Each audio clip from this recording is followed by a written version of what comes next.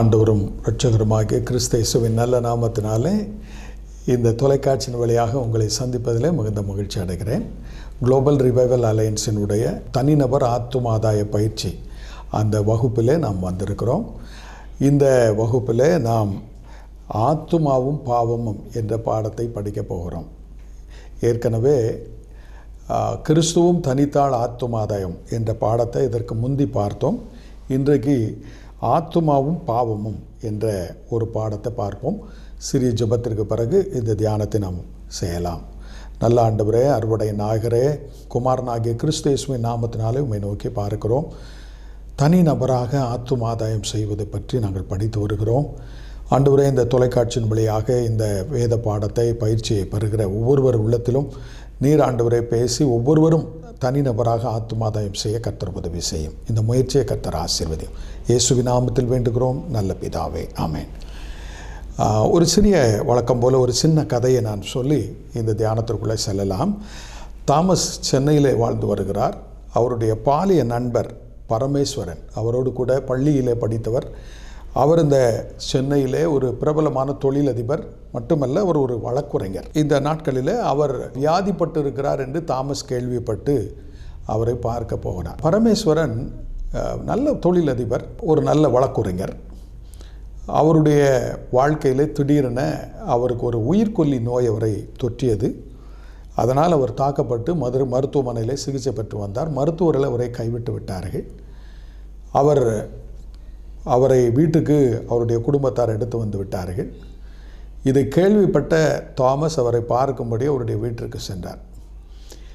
மற்ற பார்வையாளர்களை வீட்டில் இருப்பவர்கள் சந்திக்க விடுவதில்லை. அவருடைய பாலிய நண்பர் என்பதனாலே இவரை சந்திக்க அனுமதித்தனர். தாமஸ் தன்னுடைய பழைய பாலிய நண்பரை பார்க்க அந்த அறைக்கு சென்றார். பார்த்தபோது அவருக்கு பயங்கர அதிர்ச்சி. அங்கே பரமேஸ்வரன் எலும்பு தோலுமாக மரணத்திற்கு போராடி கொண்டிருக்கிறதை அவர் பார்த்தபோது கண்கள் கண்ணீரால் நிரம்பியது. பரமேஸ்வரன் இப்படி இருக்கிறே என்று சொல்லி அவர் மிகவும் வருத்தப்பட்டார். கொஞ்ச நேரம் அமைதியாக இருந்துவிட்டு அவருக்கு ஆறுதல் சொல்லி ஜெபம் பண்ணிவிட்டு வெளியே வரும்போது அவருடைய கண்கள் கலங்கி இருந்தது. பரமேஸ்வரன் பாவம் என்று சொல்லி அவர் புலம்பிக் கொண்டே வெளியே வந்தார். அன்பானவர்களே, இந்த பாவம் என்ற சொல் மனுக்குலத்தின் வீழ்ச்சிக்கும் அழிவுக்கும் காரணமானது என்று பலருக்கு தெரியாது. ரோமர் 3ஆம் அதிகாரம் 23ஆம் வசனம் அப்படி சொல்லுகிறது, எல்லோரும் பாவம் செய்து தேவ மகிமை அற்றவர்களாகினோம் என்று சொல்லுகிறது. பாவம் செய்ததினாலே நாம் தேவனுடைய அந்த மகிமையை இழந்துட்டோம். தேவன் நமக்கு ஒரு மகிமையை கொடுத்தார். அதில் கர்த்தர் மனிதனை படைக்கும்போது தேவ சாயலாக தேவ ரூபத்தில் நம்மை படைத்தார். அதை நாம் ஆதியாகமம் 1:26 வாசிக்கிறோம். மனிதனை தேவன் தமது சாயலாக தமது ரூபத்தின்படி படைத்தார். எப்படி என்றால், மனிதனை பரிசுத்தம் உள்ளவனாக, நீதி உள்ளவனாக, அன்புள்ளவனாக, சுவாதீனமானவனாக, ஆரோக்கியமானவனாக, மரணம் இல்லாதவனாக, இந்த 6 பண்புகளை, இந்த குணாதிசயங்களை மனிதனுக்கு கொடுத்து ஆண்டவர் சர்வ வல்லமையுள்ள தேவன் தம்மை போல படைத்து அவர்களை இந்த தோட்டத்தில் பண்படுத்தவும் காக்கவும் ஏதேனிலே கொண்டு வைத்தார்.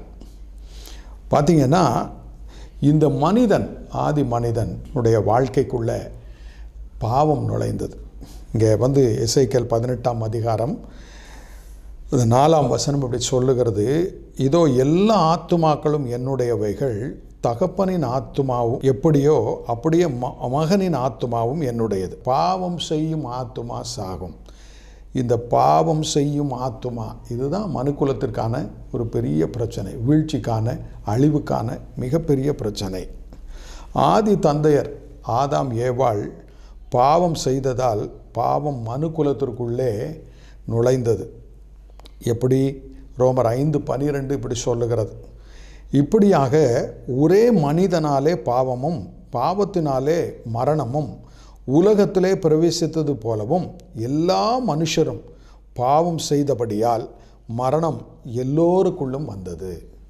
அன்பான தேவனுடைய பிள்ளைகளே, மரணமில்லாதவனாக ஆரோக்கியமானவனாக ஆண்டவர் மனிதனை படைத்திருக்க, சுவாதீனமான மனிதனாக படைத்திருக்க, இந்த மனிதனுடைய அந்த வாழ்க்கையில் பாவம் நுழைந்ததுனால அவருடைய வாழ்க்கை மிக மோசமான ஒரு நிலைமைக்கு தள்ளப்பட்டது.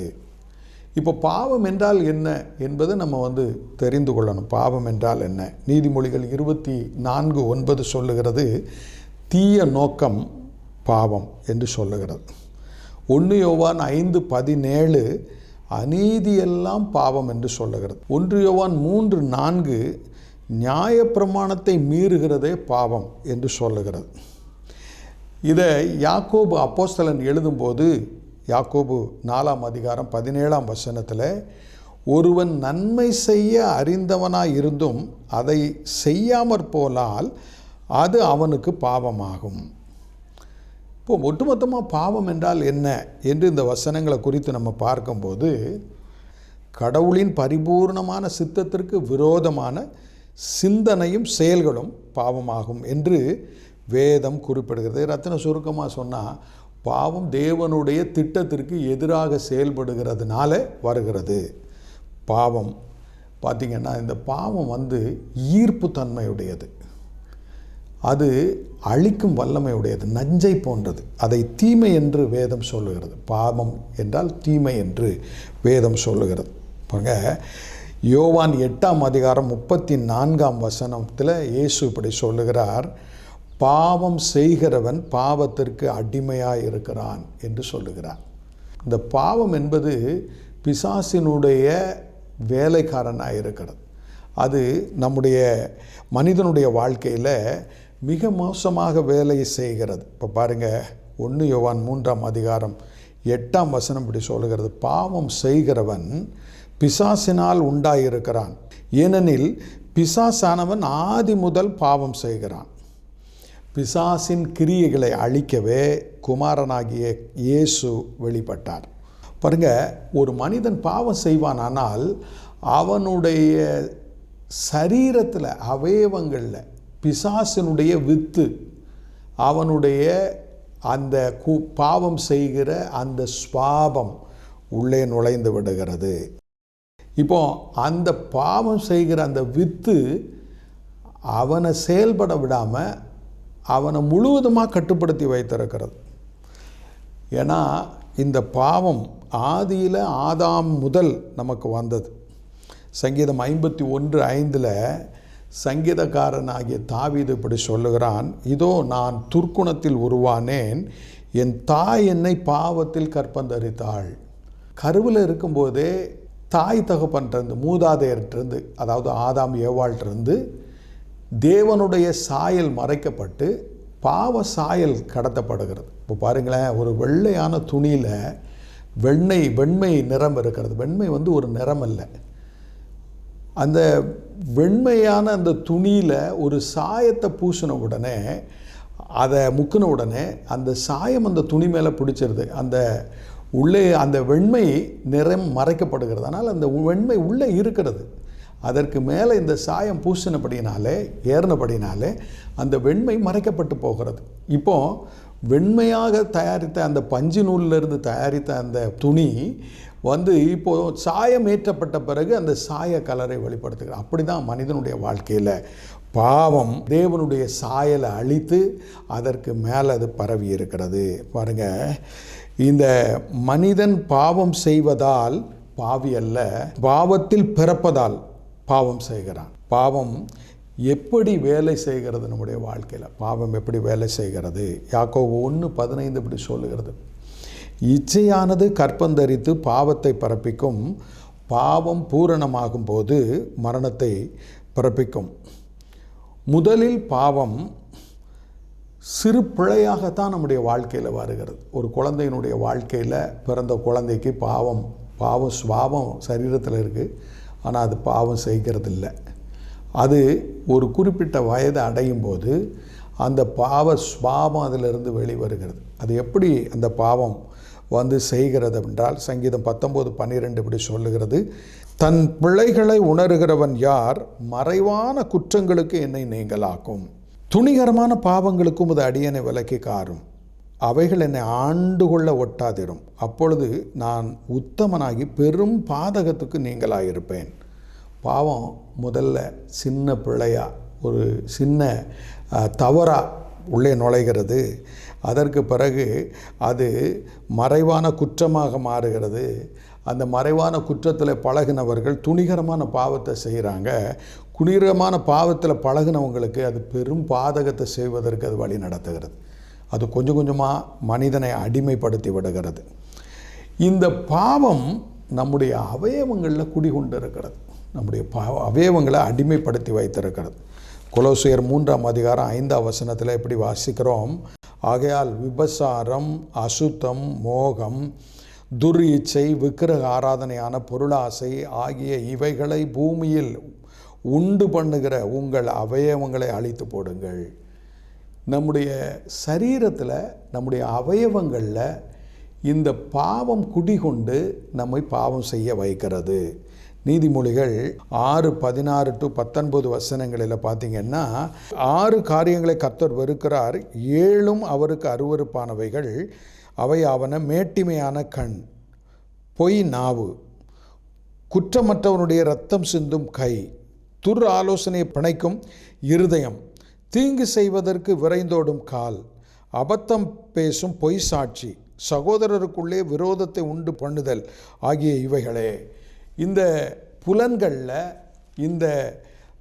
இந்த பாவம் குடிகொண்டு மனிதனை பாவம் செய்ய வைக்கிறது. இதை அப்போஸ்தலனாகிய பவுல் ரோமருக்கு எழுதின நிருபம் 7 மிக தெளிவாக அதை அங்கே அவர் எழுதுகிறதை நம்ம பார்க்க முடியும். ரோமர் 7 15 இப்படி சொல்லுகிறது, ஏனெனில் நான் செய்கிறது எனக்கு சம்மதி இல்லை, நான் விரும்புகிறதை செய்யாமல் நான் வெறுக்கிறதையே செய்கிறேன். இப்படி நான் விரும்பாததை செய்கிறவனாய் இருக்க நியாயப்பிரமாணம் நல்லதென்று ஒத்துக்கொள்கிறேன். ஆதலால் நான் அல்ல, எனக்குள்ளே வாசமாக இருக்கிற பாவமே அப்படி செய்கிறது. அது எப்படி எனில், என்னிடத்தில், அதாவது என் மாமிசத்தில் நன்மை வாசமாய் இருக்கிறதில்லை என்று நான் அறிந்திருக்கிறேன். நன்மை செய்ய வேண்டும் என்கிற விருப்பம் என்னிடத்தில் இருக்கிறது, ஆனால் நன்மை செய்வதோ என்னிடத்தில் இல்லை. ஆதலால் நான் விரும்புகிற நன்மையை செய்யாமல் விரும்பாத தீமையையே செய்கிறேன். அப்படி நான் விரும்பாததை செய்தால் நான் அல்ல, எனக்குள்ளே வாசமாயிருக்கிற பாவமே அப்படி செய்கிறது. ஆனபடினாலே நன்மை செய்ய விரும்புகிற என்னிடத்தில் தீமை உண்டென்கிற ஒரு பிரமாணத்தை காண்கிறேன். உள்ளான மனுஷனுக்கு ஏற்றபடி தேவனுடைய பிரமாணத்தில் மேல் பிரியமாயிருக்கிறேன். ஆனாலும் என் மனதின் பிரமாணத்திற்கு விரோதமாக போராடுகிற வேறொரு பிரமாணத்தை என் அவயவங்களில் இருக்க காண்கிறேன். அது என் அவயவங்களில் உண்டாயிருக்கிற பாவ பிரமாணத்திற்கு என்னை சிறையாக்கி கொள்ளுகிறது.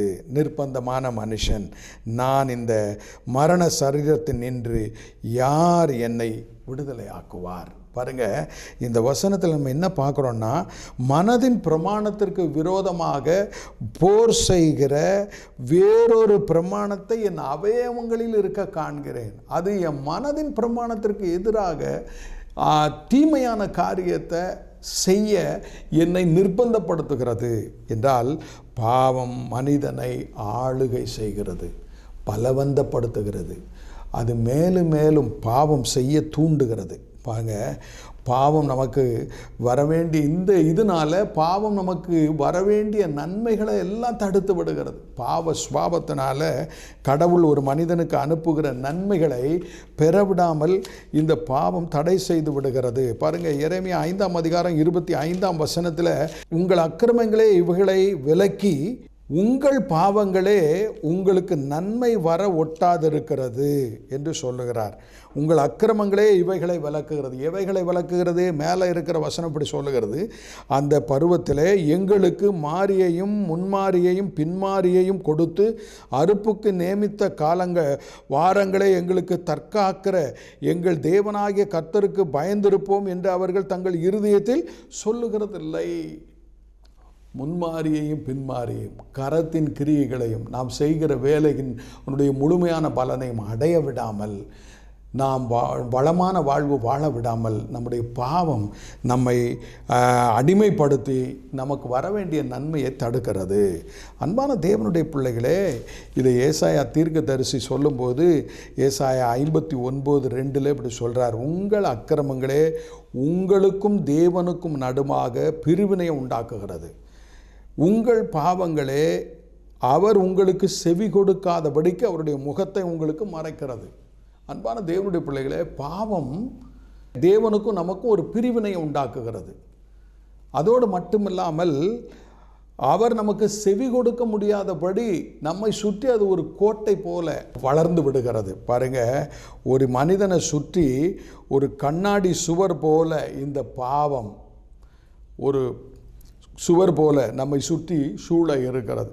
பாவம் மனிதனின் ஆத்துமாவை கொல்ல வல்லது. கொஞ்சம் கொஞ்சமாக இந்த பாவம் மனிதனுடைய ஆத்துமாவை கொல்லும். பாருங்கள், ரோமர் 6:23 இப்படி வாசிக்கிறோம், பாவத்தின் சம்பளம் மரணம் என்று நாம் வாசிக்கிறோம். அருமையான தேவனுடைய பிள்ளைகளே, பாவம் ஒரு மனிதனை தேவ மகிமையற்றவர்களாக மாற்றுவதோடு மட்டுமல்லாது பாவம் கொஞ்சம் கொஞ்சமாக மனிதனை அழித்து ஒன்றுமில்லாமல் ஆக்கிவிடுகிறது. இந்த பாவத்திலிருந்து, இந்த பாவத்தினுடைய சம்பளத்தை நாம் இருந்து விடுதலை பெறணும்னா நாம் என்ன செய்ய வேண்டும்? பாவம் நம்முடைய வாழ்க்கையில் இன்னும் பல காரியங்களை செய்கிறது. என்னாகும் 32:23 என்ன வாசிக்கிறோம்னா, உங்கள் பாவங்கள் உங்களை தொடர்ந்து பிடிக்கும். பாருங்கள், இளைய குமாரன் வேதத்தில் நம்முடைய ஆண்டவர் இயேசு கிறிஸ்து ஒரு வாக்கியத்தை இப்படி சொன்னார். பார்த்திங்கன்னா அந்த 15ஆம் அதிகாரம், லூக்கா 15ஆம் அதிகாரத்தில் இளைய குமாரனுடைய அந்த ஓமையை அவர் சொன்னார்.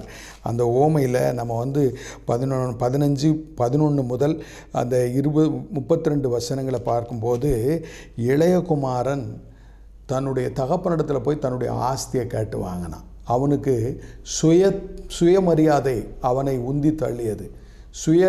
சுயமாக வாழணும்னு சொல்லி அவன் தீர்மானிக்கிறான். இந்த நான் தனிமையாக வாழ்வேன், நான் பிரிந்து போவேன், இதெல்லாம் பாவத்தினுடைய செயல்களாக இருக்கிறது. பாருங்கள், அவனுடைய சுயமரியாதைக்கு அவன் இடம் கொடுத்ததுனால அவன் தகப்பனுடைய பாதுகாப்பில் இருந்த அவனுடைய சொத்தை வாங்கிட்டு அவன் புறப்படுகிறான்.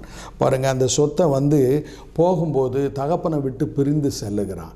அப்புறம் பாருங்கள், அவனுடைய ஆஸ்தியை ஈன கரையத்துக்கு விற்று அதை கையில் எடுத்து கொண்டு போகிறான். அந்த ஆஸ்தியை அதை துன்மார்க்கமான வழிகளில் அதை செலவழித்து அவன் வேசிகளிடத்தில் அதை செலவழித்து தன்னுடைய வாழ்க்கையை கெடுத்து விடுகிறான். தகப்பனை விட்டு வெகு தூரம் போயிட்டான். தகப்பனை விட்டு தள்ளி போகிறது அந்த பாவம் அவனை வழிநடத்தி செல்லுகிறது. பாருங்கள், கடைசியாக அவன் கையில் இருந்த பணமெல்லாம் செலவழிந்த பிறகு அவன் குறைவுபட தொடங்குகிறான். அதற்கு பிறகு பாருங்கள், அவனுக்கு ஒரு மனம் திரும்புதல் வருகிறது. பாருங்கள், பாவம் எப்படி முதல்ல என்ன செய்து தகப்பனை விட்டு பிரிக்கிறது, சுயத்துக்கு இடம் கொடுக்கிறான். அதற்கு பிறகு தன்னுடைய ஆஸ்தியை அவன் ஈன கிரயத்திற்கு விற்று அதை எடுத்துக்கொண்டு பிரிந்து போகிறான். அதற்கு பிறகு பார்த்திங்கன்னா அந்த ஆஸ்தியை அவன் துன்மார்க்கமாக அதை செலவழிக்கிறான். தன்னுடைய வாழ்நாளில் தேவனை விட்டு விலகி போய் இப்படி பாவத்தில் ஒரு படியிலிருந்து 5 படிகள் இறங்கி அவனுடைய வாழ்க்கையில் சாப்பாட்டுக்கு அன்றாட தேவைக்கே வழி இல்லாமல் கஷ்டப்பட ஆரம்பிக்கிறான். பாருங்கள், பாவம் ஒரு ஆளோட்டியை போல மனிதனை விரட்டுகிறது. ஆதியாகமம் 4:7 சொல்லுகிறது, பாவம் உங்களுடைய வாசற்படியில் படுத்திருக்கும் என்று சொல்லி இருக்கிறது. சங்கீதம் 38:4 முதல் 10 வசனங்களை பார்த்திங்கன்னா, நம்முடைய அக்கிரமம் தலைக்கு மேலே பெருகுகிறது.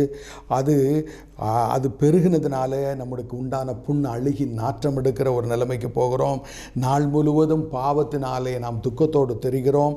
குடல்கள் எரிபந்த போல எரிந்து மாமிசத்தில் ஆரோக்கியம் இல்லாமல் ஆக்குகிறது, பலனற்று போகிறது. இதனால் ஒரு கொந்தளிப்பான நிலைமையில் மனிதன் வாழ்நாள் பூரம் தவிக்கிறவனாக இருக்கிறான். பாருங்கள், அவனுடைய சமாதானம் போய், நம்பிக்கை போய், ஆரோக்கியம் போய், கொஞ்சம் கொஞ்சமாக அவன் வலுவிழந்து அவன் மரணத்தை நோக்கி போக ஆரம்பிக்கிறான். அன்பான தேவனுடைய பிள்ளைகளே, பாவம் ஆத்துமாவை கொல்லும். சரீரத்தை கொல்லுவதை விட ஆத்துமாவை கொல்லுகிறது தான் பெரிய விஷயம். ஆத்துமாவை கொல்றதுனா என்ன தெரியுமா? பிதாவாகிய தேவனை விட்டு நாம் விலகி வெகு தூரம் போய் விடுகிறோம். பிதாவினிடத்தில் வர முடியாமல் போகிறது. பாருங்கள், இந்த பாவத்தை நாம் தொலைக்கணும்னா ஒரு வழி தான் இருக்கிறது. வேதம் இப்படி தான் சொல்லுது. மத்தேயு 9:6 இப்படி சொல்லுது, பூமியிலே பாவங்களை மன்னிக்க மனுஷகுமாரனுக்கு அதிகாரம் உண்டென்பதை நீங்கள் அறிய வேண்டும், முழு உலகமும் அறிய வேண்டும், ஒவ்வொரு மனிதரும் அறிய வேண்டும் என்று இயேசு கூறுகிறார். யோவான் 8:36 இப்படி கூறுகிறது, குமாரன் இயேசு கிறிஸ்து உங்களை விடுதலை ஆக்கினால் மெய்யாகவே விடுதலை ஆவீர்கள் என்று இயேசு நம்மை கூவி அழைக்கிறார். பாவத்தை மன்னிக்கிற அதிகாரம் இயேசு கிறிஸ்து ஒருவருக்கு மட்டும்தான் உண்டு. ஆகையினால தான் அவர் சொல்கிறாரு, யோவான் 14:6 நானே வழியும் சத்தியமும் ஜீவனுமாய் இருக்கிறேன், என்னை அல்லாமல் ஒருவன் பிதாவினிடத்தில் வரான். இயேசு பாவியை கடவுளோடு சேர்க்கிறார். ஒரு பாவியை பரிசுத்தமான மாற்றி தேவனோடு உறவாட வைக்கிறார். பாருங்கள், 1 தீமோத்தேயு 1:15 இப்படி சொல்லுகிறது, பாவிகளை ரட்சிக்க கிறிஸ்து இயேசு உலகத்தில் வந்தார் என்கிற வார்த்தை உண்மையும் எல்லா அங்கீகரிப்புக்கும் பாத்திரமானது. இயேசு கிறிஸ்து இந்த உலகத்திற்கு ஏன் வந்தார்னா, பாவிகளுக்காக மரிக்க வந்தார். பாவியுடைய இரத்தத்திற்காக, பாவியுடைய பாவங்களை மன்னிக்கும்படி பலியாக வந்தார். இதை யோவான் ஸ்நானகன் சொல்லும்போது யோவான் 1:29 இதோ உலகத்தின் பாவத்தை சுமந்து தீர்க்கிற தேவ ஆட்டுக்குட்டி என்று அடையாளப்படுத்துகிறார். அன்பான தேவனுடைய பிள்ளைகளே, நான் ஒரு காலத்தில் பார்த்திங்கன்னா பாவியாக வாழ்ந்தேன். 1984 வரைக்கும் துன்மார்க்கத்தில் ஜீவித்தேன். மகா போக்கிரித்தனமான ஒரு வாழ்க்கை. 1984 மே மாதம் 14 ஆண்டவருடைய நற்செய்தியை கேட்டு ஆண்டவர் எனக்காக மரித்ததை எண்ணி பார்த்து நான் உணர்த்தப்பட்டு என் பாவங்களை அவரிடத்தில் அறிக்கையிட்டு நான் பாவி என்று ஒத்துக்கொண்டு ஆண்டவருடைய சன்னிதானத்தில் என்னையும் உடைய மகனாக ஏற்றுக்கொள்ளும் என்று ஜெபித்த போது இயேசு எனக்குள்ளே வந்தார். நான் மீட்கப்பட்டேன். அன்றிலிருந்து இன்று வரை இந்த பாவத்தின் வல்லமையிலிருந்து, பாவத்தின் அந்த வலிமையிலிருந்து என்னை கிறிஸ்து மாற்றி என்னை அவருக்கு ஏற்ற ஒரு பிள்ளையாக மாற்றி இருக்கிறார். அன்பான தேவனுடைய பிள்ளைகளே, கல்வி பாவத்தை ஜெயிக்க முடியாது. நம்முடைய நல்ல பழக்க வழக்கங்கள் பாவத்தை ஜெயிக்க முடியாது. நம்முடைய விரதமோ அல்லது நெடுந்தூரம் நம்ம பிரயாணம் பண்ணுவதோ நமக்கு நம்ம பிராயச்சித்தங்களினால் பாவத்தை தொலைக்க முடியாது. இயேசுவினை பாவத்தை தொலைக்கணும்னா ஒரே ஒரு வழி தான். இயேசுவினுடைய கல்வாரி சிலுவைக்கு நேராக நான் பாவி, எனக்காக நீர் சிலுவையில் மரித்து எனக்குரிய தண்டனையை நீர் ஏற்றுக்கொண்டீர் என்று ஒத்துக்கொள்ளும்போது இயேசு நம்முடைய உள்ளத்தில் பிறந்து நம்முடைய பாவங்களை மன்னித்து அவர் நமக்கு ஒரு பூரணமான விடுதலையை கற்றுத் தருகிறார். அந்த 1 யோவானில் 1:7 இப்படி சொல்லுகிறது, அவருடைய குமாரனாகிய இயேசு கிறிஸ்துவின் இரத்தம் நம்முடைய சகல பாவங்களையும் நீக்கி நம்மை சுத்திகரிக்கிறது. நமக்கு பாவம் இல்லை என்போமானால் நம்மை நாமே வஞ்சிக்குரலாயிருப்போம், சத்தியம் நமக்குள்ளராது. நம்முடைய பாவங்களை நாம் அறிக்கையிட்டால் நம் பாவங்களை நமக்கு மன்னித்து எல்லா அநியாயத்தையும் நீக்கி சுத்திகரிப்பதற்கு அவர் உண்மையும் நீதியும் உள்ளவராயிருக்கிறார். இயேசு கிறிஸ்துவனுடைய இரத்தம் சகல பாவங்களையும் அக்கிரமங்களையும் கழுவி சுத்திகரித்து நம்மை நீதிமானாக மாற்றுகிறது. பாவமும் தொலைய ஒரே வழி சிலுவை. கிறிஸ்துவின் சிலுவைக்கு முன்பாக, அவருடைய இரத்தத்துக்கு முன்பாக நாம் எல்லாரும் வர வேண்டும். அன்பான தேவனுடைய பிள்ளைகளே, பாவம் எப்படி நம்முடைய வாழ்க்கையை சீரழிக்கிறது என்பதை உணர்ந்து நம்முடைய வாழ்க்கை ஆண்டவருக்கு ஒப்பு கொடுப்போமா?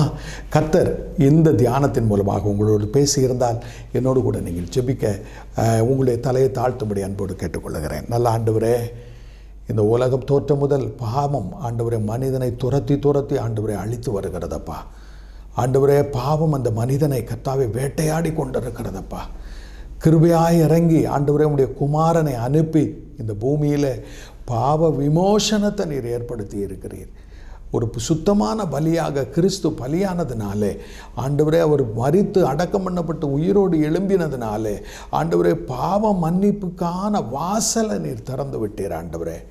ஆண்டவரே, குமாரனை அல்லாமல் நாங்கள் ஒருவரும் இடத்துல வர முடியாதப்பா. வேறு மார்க்கம் இல்லை ஆண்டவரே, வேறு வழி இல்லை ஆண்டவரே. ஆண்டவரே, குமாரனுடைய சிலுவைக்கு முன்பாக, அந்த காயப்பட்ட அந்த கர்த்தாவே அவருடைய பாடுகளுக்கு முன்பாக நாங்கள் பாவி என்று ஒத்துக்கொண்டு உம்முடைய சமூகத்திலே வருகிறோம்.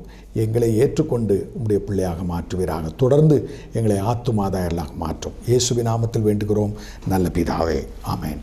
கர்த்தர் உங்களோடு கூட இருப்பாராக. அடுத்த பாடம் விடுதலையும் புது வாழ்வும் என்ற பாடத்தை நம்ம அடுத்த தொடரில் பார்க்கலாம்.